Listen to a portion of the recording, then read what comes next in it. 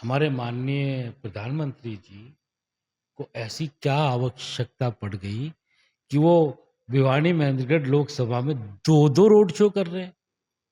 पहले तो कभी नहीं आए साहब। जब तक आप अपनी ताकत नहीं दिखाएँगे और अपने आप को संख्या बल का वोट के हिसाब से एहसास नहीं कराएँगे, तब तक मेरे ख्याल से कुछ नहीं होने वाला।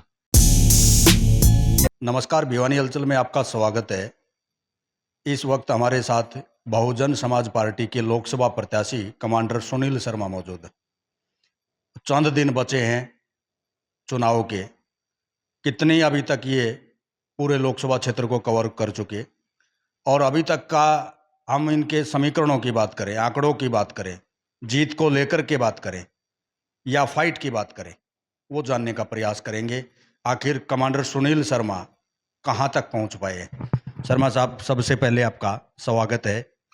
नमस्कार सर, सारे दर्शकों को नमस्कार और भिवानी हलचल को भी मैं बहुत-बहुत साधुवाद दूँगा कि आप लोगों ने इतनी अच्छा काम कर रहे हैं और अब राजनीति का माहौल है, इसमें भी आप लोग बड़ा बढ़-चढ़ कर हिस्सेदारी ले रहे हैं। आप लोग नेता बनाते हो, नेता जनता बनाती है और आप लोग बनाते हो और ये सबसे अच्छी बात है कि आप लोग पारदर्शिता दिखाते हो, सही चीज़ दिखाते हो, कोई पेड मीडिया नहीं दिखाते या किसी और तरह की बात नहीं करते। आपकी सबसे बड़ी खूबी यही है सर। कमांडर साहब, सबसे पहले मीडिया जनता का ही एक स्वरूप होता है। जनता जो बोलती है वही हम मीडिया के माध्यम से सवाल जवाब करते हैं। अभी लोकसभा चुनाव की बात करें, लोकसभा को कवर कर चुके आप और कहाँ किस प्रकार के रुझान दिखाई दे रहे हैं। अभी कोई फर्स्ट सेकंड की बात कर रहा है, कोई थर्ड की बात कर रहा है, लेकिन कमांडर सुनील शर्मा क्या करें। मैंने अपनी तैयारी शुरू की थी और मैं बड़े ज़ोर-शोर से लगा हुआ हूँ। मैंने अभी उस साइड का एरिया महेंद्रगढ़, नारनौल, नांगल चौधरी, अटेली ये एरिया कवर कर लिया है अभी। अब मैंने थोड़ा एरिया तोशाम साइड का भी कवर किया है। अब मैं भिवानी एरिया में आया हूँ। अब 4-5 दिन यहीं लगाऊँगा और बड़ी ज़ोर-शोर से लगाऊँगा। मैं इन सारे एरिया में अच्छी तरह से रोड शो कर चुका हूँ। मैं बड़ी-बड़ी जनसभाएँ नहीं करता हूँ। मेरे को जहाँ आदमी नज़र आते हैं, जहाँ वोटर्स नज़र आते हैं, जहाँ लोग नज़र आते हैं, मैं वहीं अपनी गाड़ी रोकता हूँ और उन लोगों से खुद जाके मिलता हूँ, ताकि लोगों से जुड़ा जा सके। ये नहीं कि 300-400 लोगों को एक जगह बुला लिया और आप स्टेज पे खड़े हैं, हाथ हिला दिया। आप तो उनको देख नहीं पाते, समझ नहीं पाते, मगर वो आपको देख लेते हैं। ये इनफ नहीं है। आप जब तक वन टू वन लोगों से नहीं मिलेंगे, तब तक माहौल नहीं होगा। बड़ी-बड़ी बातें करते हैं लोग 1, 2, 3 वो सब ठीक है। टाइम बताएगा कि कौन 1 है। कमांडर जी, एक विशेषता आप में देखने को मिली, ये कोई तारीफ की बात नहीं है, अतिशयोक्ति भी हम नहीं कर रहे। सच्चाई है, लोग शक्ति प्रदर्शन में विश्वास करते हैं, ऐसा होता है राजनीति में। लेकिन आपकी विशेषता जो हम बता रहे हैं, ये सच्चाई है। 5 आदमी मिल जाते हैं तो उनके बीच खड़े हो जाते हो। अगर रेडी वाला दिखता है, रिक्शा वाला दिखता है, कोई ऑटो वाला दिखता है, उसके बीच में खड़े हो जाते हो। ये है क्या? एजेंडा समझ में नहीं आ पा रहा है, न नेताओं को आ रहा है, न किसी को समझ में आ रहा है कि सुनील शर्मा कमांडर इतने पीसफुल तरीके से न विचलित हैं, न शक्ति प्रदर्शन में विश्वास करते हैं, न दिखावे में करते हैं, जबकि लोग बड़े बड़े काफिलों के साथ घूम रहे हैं। आप साइलेंट कैसे चल रहे हो? और साइलेंट चल रहे हो तो इस तरीके से चल रहे हो, आप बोल रहे हो चौंकाने वाले रिजल्ट आएंगे। साहब एक बात बताइए, क्या एक रिक्शा वाला, क्या एक रेहड़ी वाला, क्या वो आपके दिल के करीब नहीं हो सकता? क्या एक सिर्फ़ बड़ी गाड़ी वाला, बड़ी संख्या वाला लोग ही आपके दिल के करीब हो सकते हैं? मैं तो ये मानता हूँ साहब कि जो छोटे से छोटा इंसान है, पहली बात तो इंसान कोई छोटा नहीं होता साहब। हर इंसान जो अपने हिसाब से काम करता है, वो अपने काम-धंधे का मालिक होता है। तो किसी इंसान को छोटा-बड़ा नहीं समझना चाहिए। रही बात दिल से जुड़ने की, मैं तो दिल से जुड़ने की कोशिश करता हूँ साहब। जब आप किसी से दिल से जुड़ोगे, तो वोट तो अपने आप ही आ जाएँगे। फिर फिर आप चाहे वो हमारे भाई हों, रेहड़ी वाले हों या रिक्शा वाले हों या गाड़ी वाले भी इंसान हैं, ऐसा नहीं है कि उनसे नहीं मिलना चाहिए। और रही बात रोड शो की, साहब एक बात बताइए, अगर सिर्फ़ रोड शो ही करना है और सिर्फ़ दिखावा ही करना है, तो आप मुझे बोलिए कितने आदमियों का दिखावा करना है? मैं भी एक दिन दिखावा कर दूँगा। वो दिखावे से सब कुछ नहीं होता साहब। और रही बात मेरे वोटों की, मेरे वोटों में मैं जिस-जिस आदमी से मिला हूँ, मैं आपको गारंटी के साथ बोलता हूँ, एक-एक आदमी जिससे मैं मिला हूँ और जिसको मैंने नमस्कार किया है, वो एक-एक आदमी 50-50 आदमी से कमज़ोर नहीं है। अभी अन्य जो जितने भी लोकसभा के प्रत्याशी हैं पार्टियों के, अलग अलग बात करें, वो कोई एससी का सम्मेलन कर रहे हैं, कोई एसटी का कर रहे हैं, कोई बीसी का कर रहे हैं, कोई ओबीसी का कर रहे हैं, लेकिन कमांडर सुनील शर्मा कोई सम्मेलन नहीं कर रहे। जबकि बसपा की बात करें, बसपा का बंधा वोट बैंक होता है, कैडर बेस जिसको वोट बैंक भी बोलते हैं। और आप बात जातीय नहीं हम कर रहे हैं, लेकिन कमांडर सुनील शर्मा हैं, तो शर्मा वोट बैंक भी आपके साथ है, शायद पहले कैंडिडेट है आप पूरे लोकसभा क्षेत्र में। साहब ऐसा है, हमारे फ़ौज में ना एक चीज़ सिखाई जाती है कि जो हमारा तिरंगा है, झंडा है वो, तो हम चिन्ह के ऊपर विश्वास करते हैं। ऐसे ही आप अभी राजनीति में आइए, मेरे जो वोटर हैं, बसपा के जो हैं, मेरी पार्टी के जो वोटर हैं, वो उम्मीदवार पे तो विश्वास करते ही करते हैं। वो अपने हाथी के निशान पे भी विश्वास करते हैं, झंडे पे विश्वास करते हैं।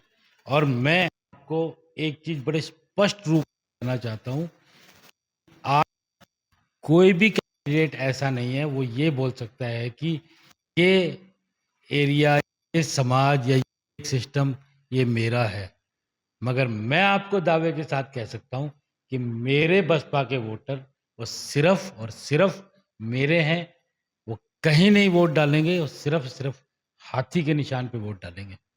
ये सुनील शर्मा कमांडर जी का जो विशेष टारगेट है, आप आर्मी से रिलेटेड हैं, तो स्वाभाविक है आर्मी से जुड़े कि इस पूरे लोकसभा क्षेत्र में सबसे ज़्यादा है, फौज में है, सेना में है, चाहे पहले की बात करें अब की बात करें, तो सेना के परिवारों से, सेना के लोगों से आपका टारगेट है, बसपा वोट बैंक का टारगेट है, शर्मा वोट बैंक का टारगेट है, हम मान सकते हैं सर? सर देखो, टारगेट तो पूरी लोकसभा का है। मैं 36 बिरादरी को, हर इंसान को यही कहूँगा कि एक बार कमांडर को भी ट्राई करके देख लो, ठीक है? और रही बात टारगेट की, डेफ़िनेटली बसपा का वोट बैंक बसपा का वोट बैंक है। ब्राह्मणों से मैं ये रिक्वेस्ट भी करूँगा और उनको समझ भी आ रहा है। मैं कई लोगों से मिला हूँ, उनको ये लग रहा है कि इस बार उनको अपने भाई को मजबूत करना चाहिए।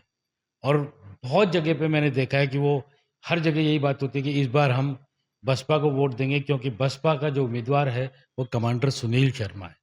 वो हमारा ब्राह्मण भाई है।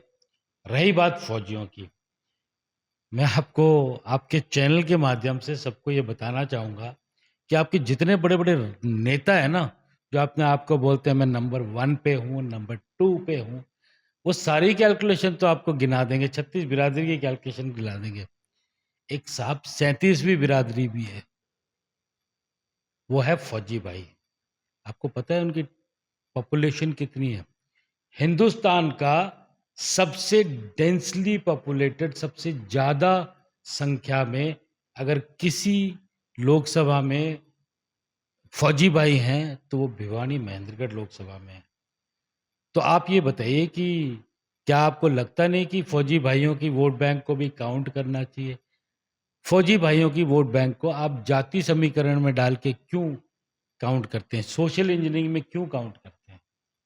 फौजी, फौजी होता है और फौजी अपने फौजी भाई के लिए हमेशा तत्पर रहता है। मैं आपको एक उदाहरण देता हूँ क्योंकि मेरे सामने कोई फौजी आता है, तो मैं उस सबसे पहले तो उसको खड़े होके उसको जय हिंद बोलता हूँ और फिर उसके गले मिलता हूँ और फिर उससे पूछता हूँ कि अगर मेरी कोई मदद हो सकती है तो मैं तैयार रहता हूँ। तो फौजी भाइयों का एक ये एटीट्यूड रहता है, यहाँ जात-पात नहीं चलता सर। तो उस संख्या को एक बार मैं सारे राजनीतिक नेताओं को बोला कि एक बार उस संख्या के बारे में भी बात किया करो, क्योंकि अगर उस संख्या के बारे में आप बात करेंगे, तो आपको रियलाइज़ होगा कि कौन जीत रहा है और कौन हार रहा है। अनेकों पार्टियों के, अलग-अलग पार्टियों के बड़े नेता पूरे लोकसभा क्षेत्र में आएँगे, शक्ति प्रदर्शन करेंगे। बसपा की तरफ से कोई प्लान है? बिल्कुल है। हम बहन मायावती जी की एक रैली की तैयारी कर रहे हैं, कोशिश कर रहे हैं उनको यहाँ बुलाने की। वो कितने सक्सेसफुल होंगे अभी मुझे नहीं पता, 1-2 दिन में पता लग जाएगा। और दूसरी बात ये है कि एक अपने हिसाब से जो लोग दिल से जुड़े हुए हैं, उनका एक छोटा-सा रोड शो भी हम भिवानी में करेंगे। मेरे हिसाब से छोटा रोड शो करूँगा मैं, बाकी वो कितना बड़ा होगा वो डिपेंड करेगा। शक्ति प्रदर्शन की बात करता हूँ। अभी मुझे आज या कल में पता लगा था कि हमारे माननीय प्रधानमंत्री जी भिवानी में 23 तारीख को आके रोड शो करेंगे और सुना है कि महेंद्रगढ़ में भी करेंगे। साहब मुझे एक बात बताइए, हमारे माननीय प्रधानमंत्री जी को ऐसी क्या आवश्यकता पड़ गई कि वो भिवानी महेंद्रगढ़ लोकसभा में 2-2 रोड शो कर रहे हैं? पहले तो कभी नहीं आए साहब ऐसे रोड शो करने के लिए। अब क्यों आ रहे हैं? क्या कारण है? कहीं कुछ गड़बड़ तो नहीं है मेरे ख्याल से? चेक करवा लो मेरे ख्याल से। बड़ी खुशी की बात है, हमें बड़ा गर्व है कि हमारे भिवानी में हमारे प्रधानमंत्री जी आ रहे हैं। मगर क्यों? क्या कहीं किसी चीज़ का आभास हो गया है कि कहीं कमज़ोरी है, कहीं डर है? और वो भी 2-2 एक लोकसभा में 2-2 उस चीज़ का समझ नहीं आया साहब। क्या लोकसभा क्षेत्र के लोगों से अपील करना चाहेंगे आप? मैं सबसे पहले तो अपने बसपा के वोटरों से ये कहूँगा कि काफ़ी समय के बाद आपका हाथी अभी चलना शुरू कर दिया है और धीरे-धीरे करके पूरा एरिया कवर करके संसद की तरफ कूच करने वाला है। तो आप सभी से रिक्वेस्ट है कि हाथी के निशान पे बसपा के सारे वोट डालिए।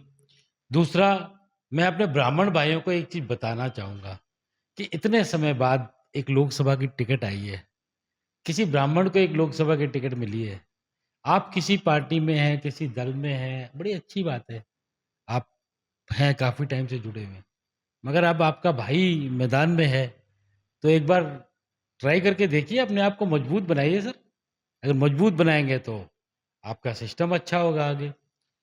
फिर मैं अपने फौजी भाइयों को सबसे पहले तो हाथ जोड़ के जय हिंद कहूँगा और उसके बाद मैं रिक्वेस्ट करूँगा कि फौजी भाइयों, एक बार फौजी सरकार की तैयारी भी तो कर लेते हैं।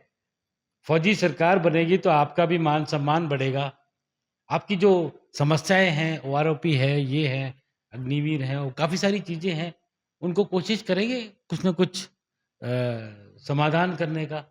जब तक आप अपनी ताकत नहीं दिखाएँगे और अपने आप को संख्या बल का वोट के हिसाब से एहसास नहीं कराएँगे, तब तक मेरे ख्याल से कुछ नहीं होने वाला। तो एक बार आप अपने परिवार का और अपना वोट एक फौजी भाई कमांडर सुनील शर्मा हाथी के निशान पे डाल के देखिए। जब एक बार आपके भाई को मजबूती मिलेगी, तो आप मजबूत होंगे और आपकी समस्याएँ दूर होंगी।